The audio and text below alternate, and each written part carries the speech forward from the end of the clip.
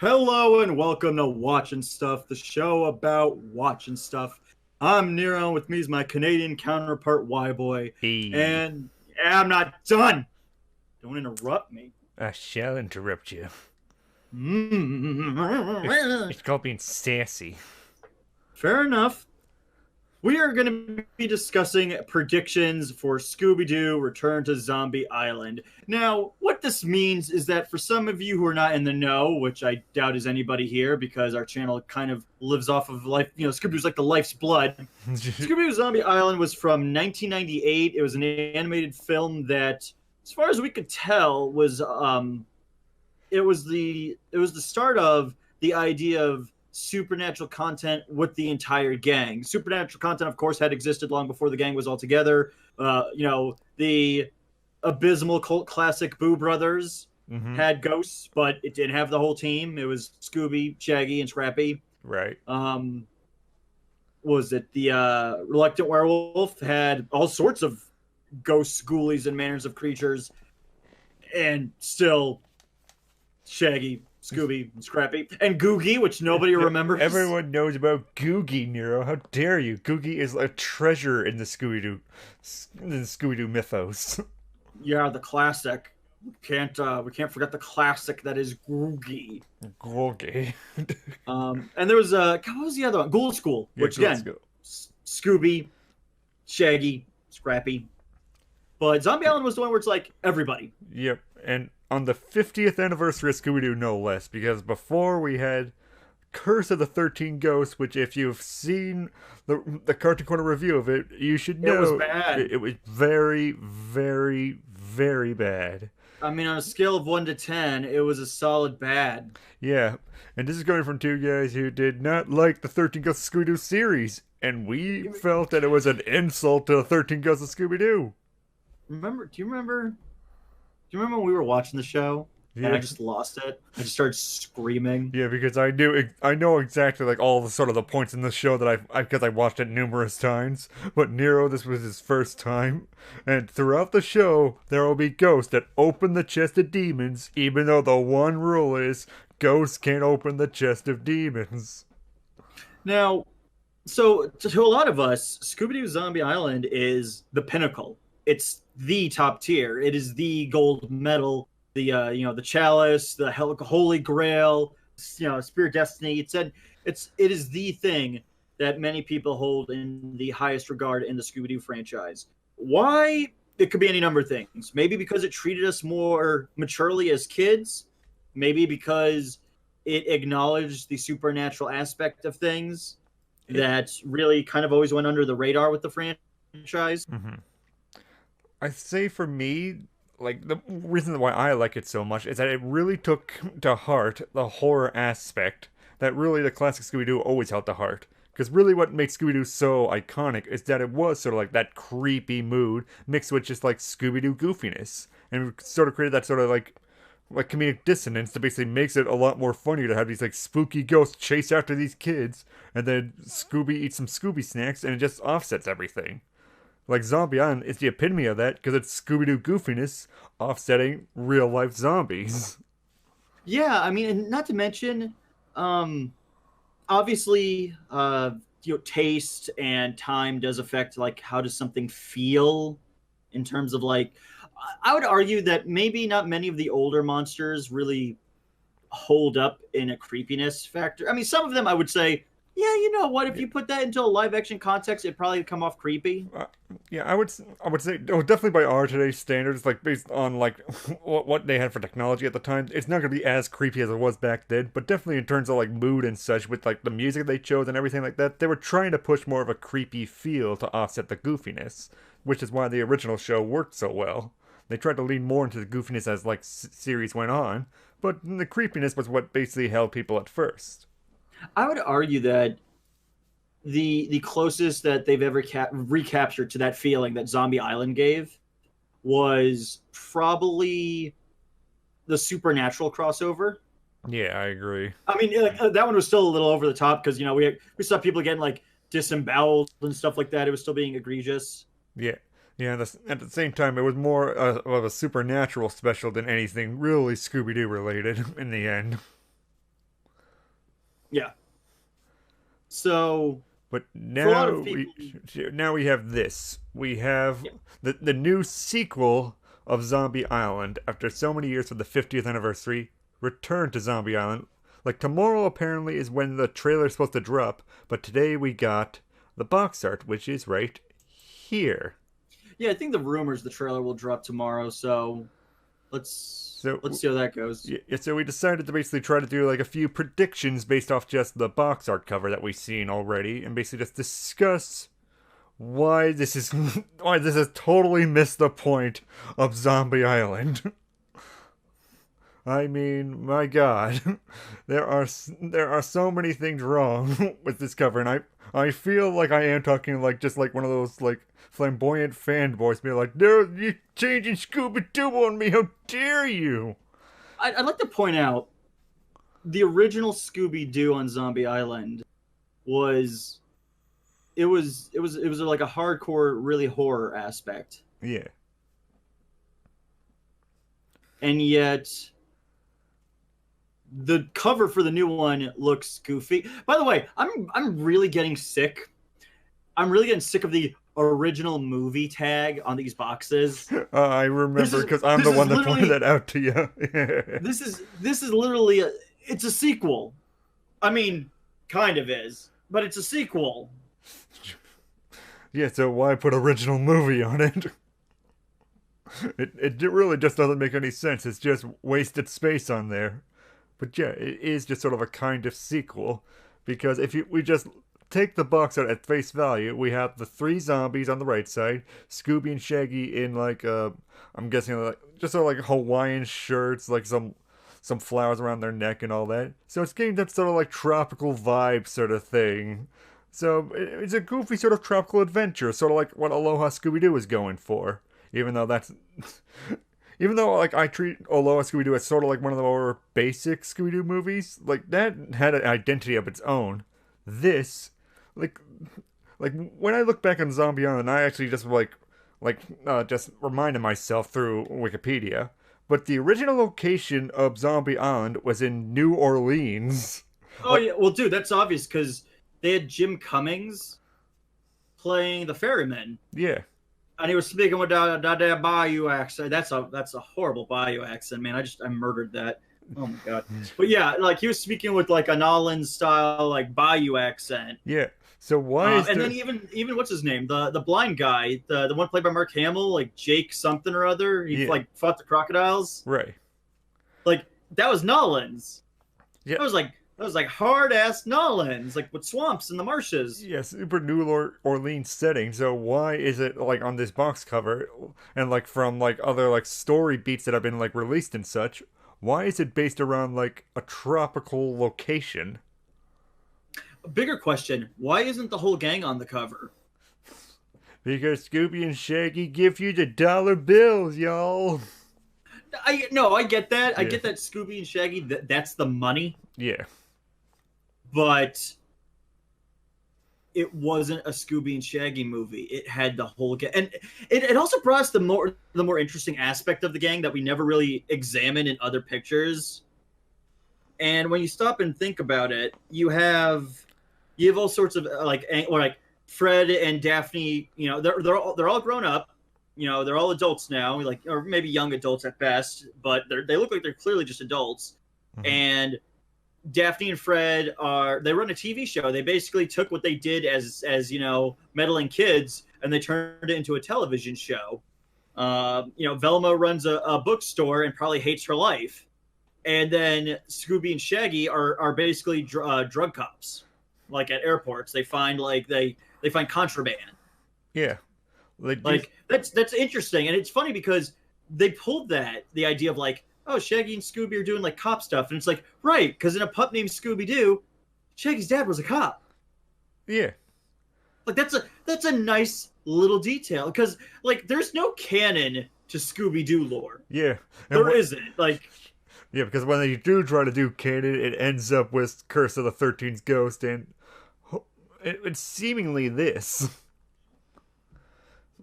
Because, well, Curse of 13 Ghosts, the only canon they got right was like they did do some things, And they knew a guy that sounded like Vincent Price. Yeah. And that's it.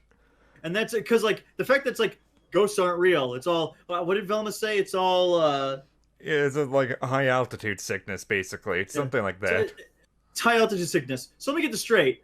For like her, so Daphne, Scooby, Shaggy, Scrappy, Flim Flam, and occasionally Vincent all suffered this altitude sickness and dealt with monsters. Right. Which it's like it's just such an insult. Yeah. Like, it's just so moronic. Like, you just can't really understand in that movie where it's trying to be like two things. It's trying to be a sequel to The 13 Ghosts of Scooby-Doo, but also at the same time it's trying to be like one of the traditional Scooby-Doo movies where it's just like, oh, won't it be true? Who knows if it's really ghosts and such. But you can't do that when it's based on something that was actually clearly supernatural. And the same thing with this movie, because now we have like these three zombies on the cover, and just comparing this one to the old Zombie Island cover, these monsters are being played more for like the goofy, sort of like boggly eye, like, zombie sort of thing. So I feel like the movie's trying to go for more of that self-aware comedy sort of route that Scooby-Doo has been trying to push more recently.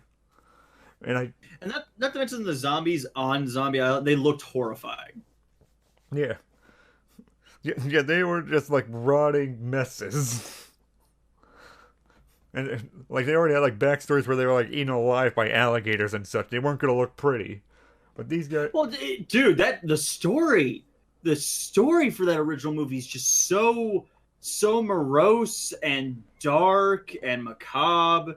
The fact that like these islanders lived on this nice little island, they were like plantation developers, which means, I mean, they probably couldn't have been perfect because they were plantation developers.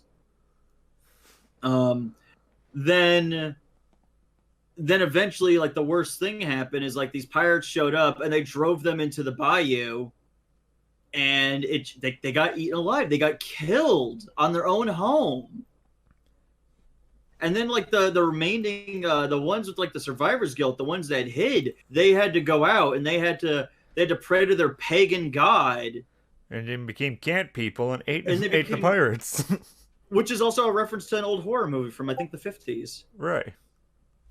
But like, you know, those old fashioned zombies, they looked good. You know, they had like the taut skin, the soulless sunken in eyes. You know, we also had the ghost of like Morgan Moonscar. Yeah, but as soon as you put like little dots in the middle of these zombies' eyes, they instantly become less like horrifying, more just like googly eyes. Yeah, I mean, it goes back to the same thing like in the Japanese made Shin Godzilla. Mm-hmm. And Shin Godzilla has like a little dot in his eye, and he's got what I call googly eyes. Ooh. And because he's got the googly eyes, he doesn't like. I understand that like why Shin Godzilla is supposed to be spooky, because like he's like a burn victim from like radiation poisoning, but because he's got them googly eyes, he's not remotely intimidating. Right. Like I'm just doing this thing. Like I'm also just reading the comments from everybody. Like this cover does like throw things off a little bit, because I've seen a few people point this out now, including Aries. Like, if you look at Scooby closely, he is having a little bit more of a smile than what really fits with it. Because he knows he's got you by the wallet. Or what the writer's actually saying, like, oh, it's goofy, gonna be a goofy adventure. Well, dude, if I understand correctly, parent groups were outraged by the original film. Oh yeah, definitely. Like they were genuinely upset by the original film, to such a point that the big thing has been that Warner Brothers will never go that dark ever again. Yeah, that's really disappointing, because there is that sort of argument that everyone uses, that being like, we don't want to really scare our children sort of thing. But really, at the end of the day, like, as we grow up, we have like horror movies as their whole genre and all that. Like, being scared isn't the most dangerous thing to happen to a kid. Like, I'll be the one to say it. If you're the kind of parent that never wants your child to be scared, you're doing a bad job raising your kid, because the reality remains, it's going to happen. Yeah. Fear is a natural part of life. It sucks, and it only gets worse if you don't prepare them for it. Yeah. Having them be afraid of cartoon zombies is not going to ruin them forever. And really, if they're going to be scared of any sort of movie, maybe a Scooby-Doo movie should be their good first step, because then that scared is offset by Scooby and Shaggy making a goofy joke. And then they have that to basically be their safety net. Well, yeah. And that's the thing, is like, it's, if there's any way to, if you had to start like a child on any kind of fear content, Scooby-Doo is a pretty good place to go, because it's a horror comedy. So in that regard, you have a nice middle of the road. Now, I did find somebody posted through the Scooby-Doo Amino the description for the film. Okay. So I found the synopsis. So bear with me on this, all right? Mm-hmm. All right. And wait till I finish, because I know you're gonna want to chime in. Sure. Okay. I'll keep quiet. On Scooby-Doo Return to Zombie Island, Scooby-Doo and his pals went an all-expense-paid vacation and embark on a trip of a lifetime to a tropical paradise. Their destination, however, turns out to be Zombie Island. As soon as they arrive, they realize the place looks strangely familiar and is reminiscent of a trip they took years ago, in which they became wrapped up in a mystery involving zombies.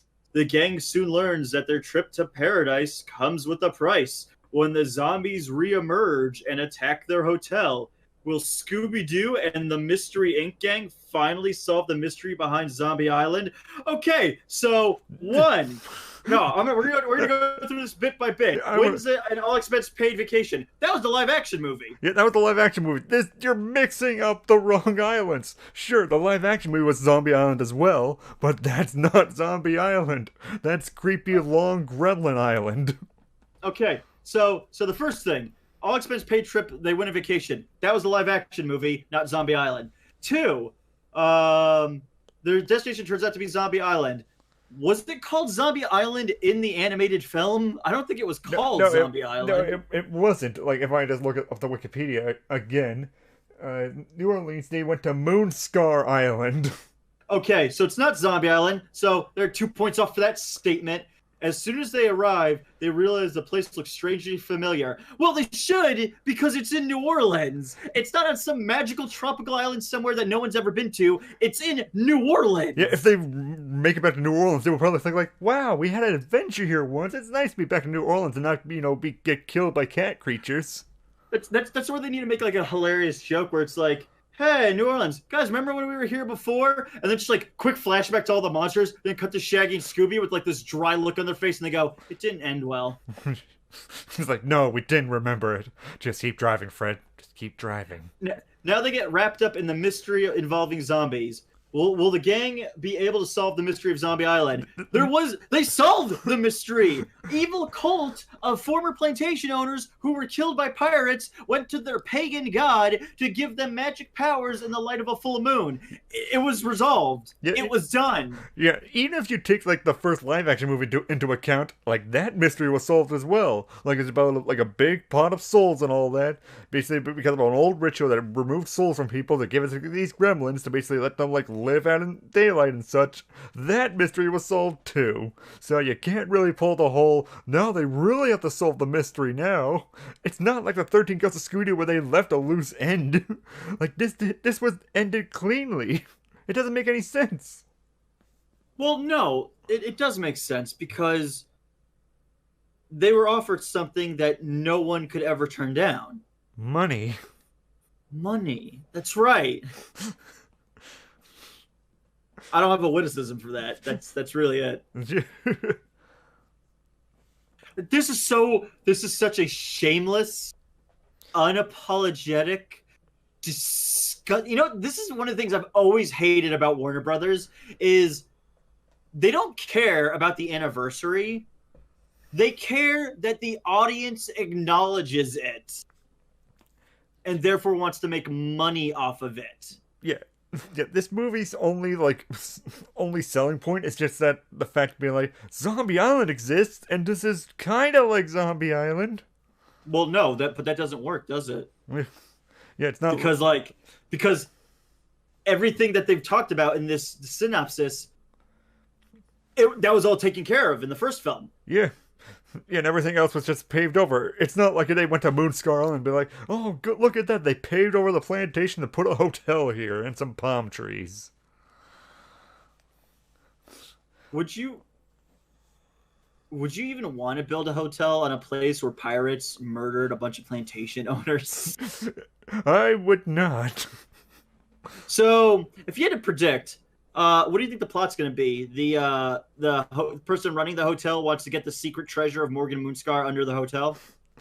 Yeah, probably that, or just be like, oh, I want this land to build my own hotel. I want to take the deed away from that person, so I'm going to spook them away with zombies.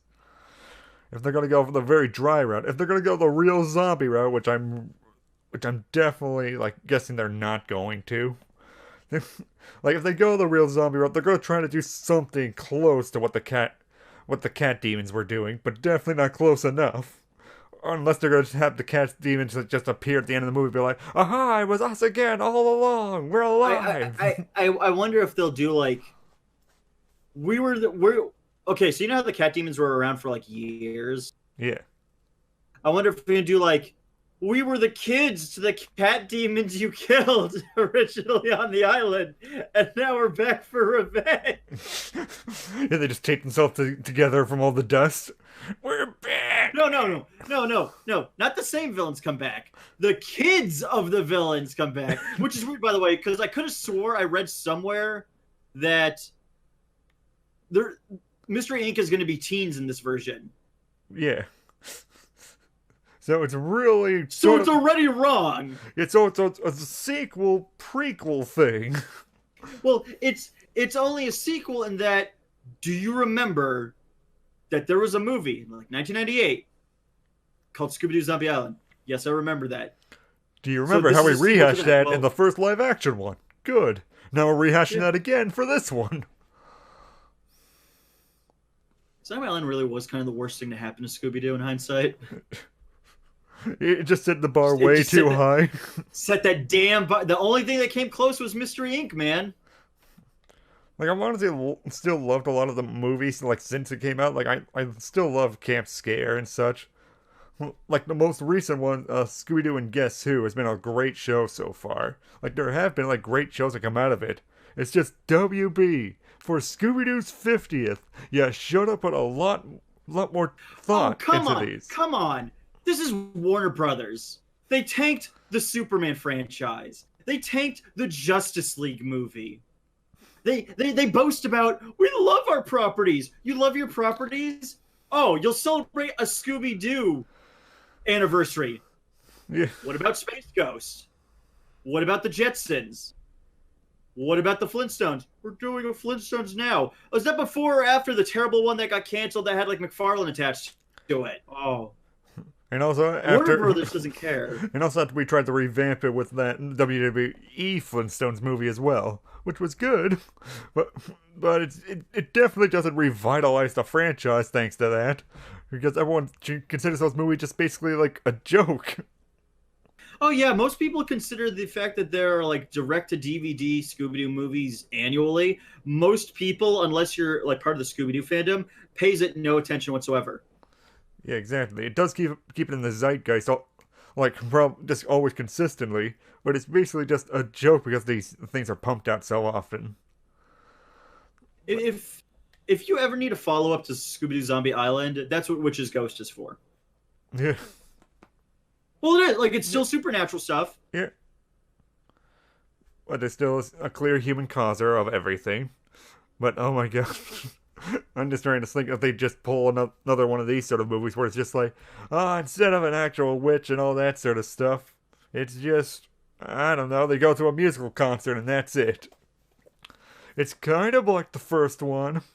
See, this is the huge detriment to the Scooby-Doo franchise is it's so grounded down in iconography that when they try and experiment, they always fail. But you ever notice? You ever notice when they try to experiment, it's always the dumbest stuff.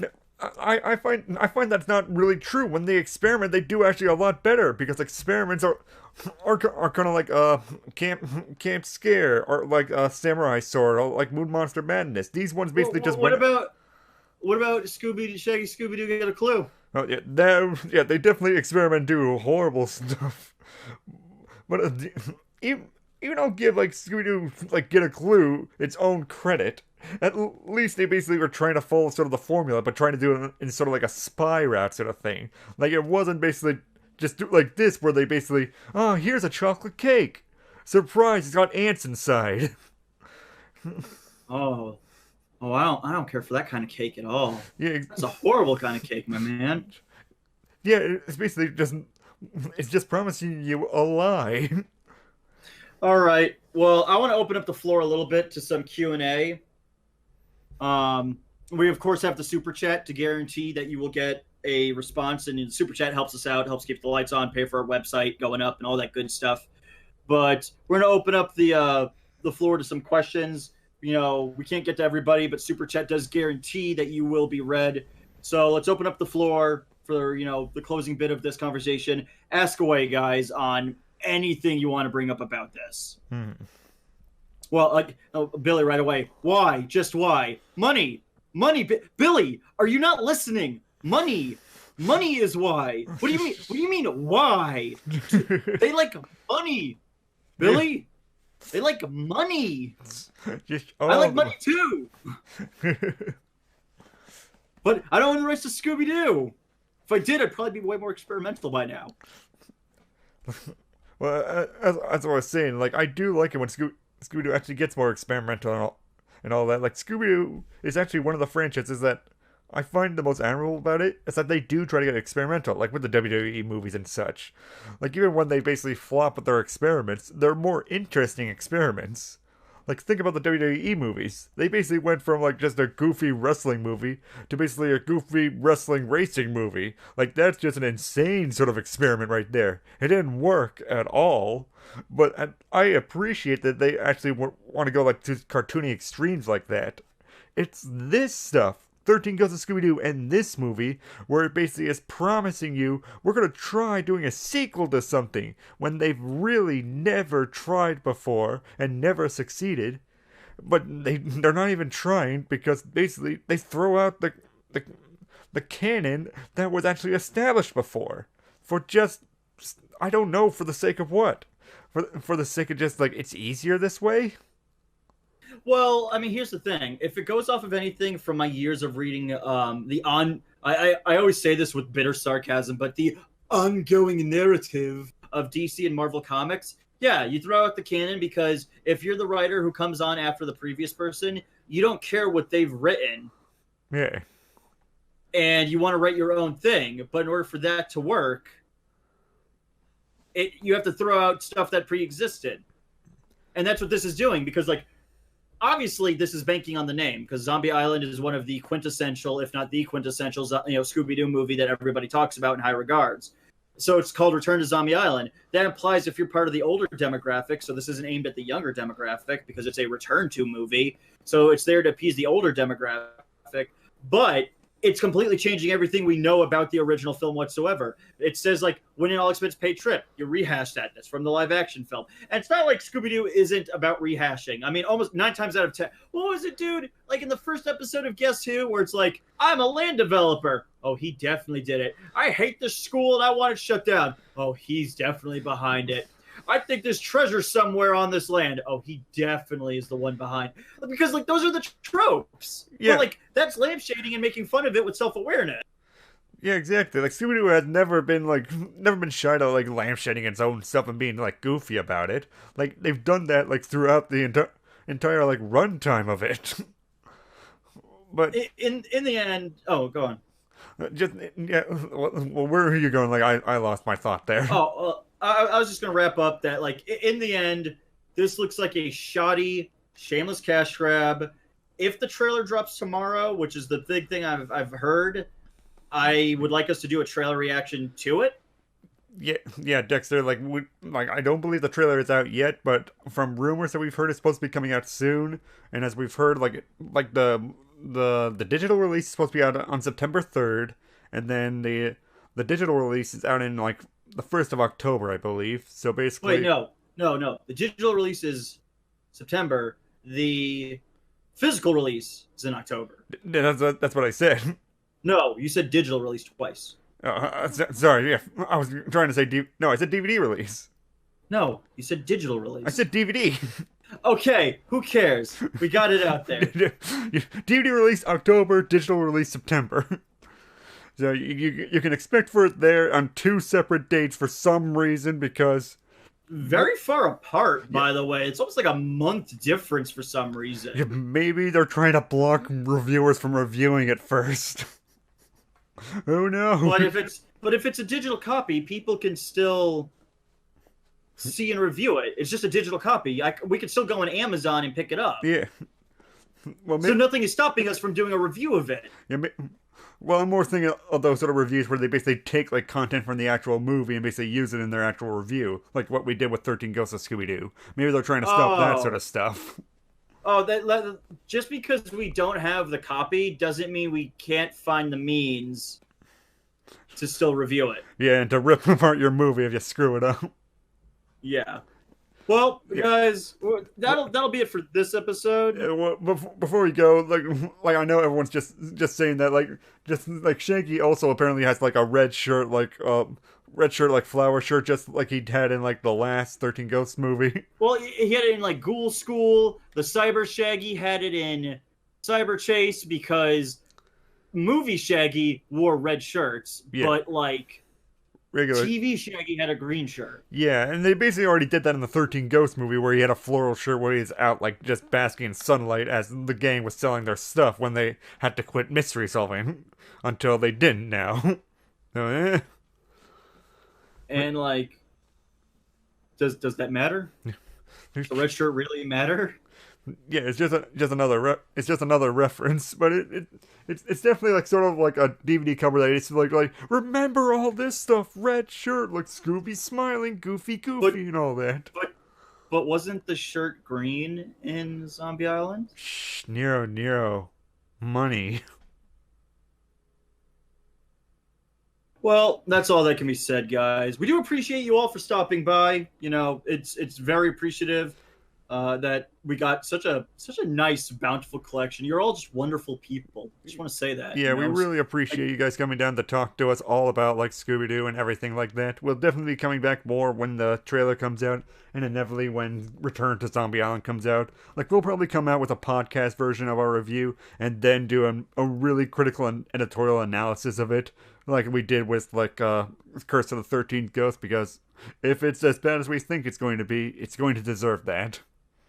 Well, that and like this is really the only method we could kind of thrive on YouTube at this point, is getting the quick stuff out with like podcasts, because it helps keep us relevant. Yep.